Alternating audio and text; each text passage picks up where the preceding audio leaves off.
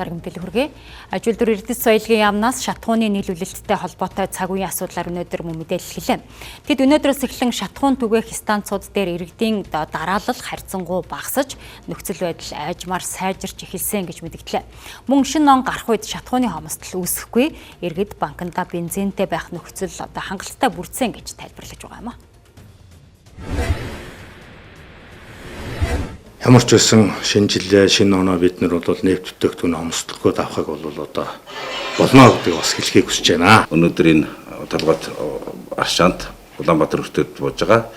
За 4200 тонн авто бензинийг буулгаад шатхуун түгээх станцуудаараа бүгдэнд нь гаргана. Евро 5 стандартын 92 авто бензин сүүлийн үед түлхүү орж ирж байгаа. Тэгэхэд бид нар нөгөө байгаагаа л гаргаад зарж байгаа гэж яриад байгаа шүү дээ. Борлуулж байгаа. Тэр утгаараа ер нь бол евро 5 стандартын 92 төлхөө зарагдаж байна.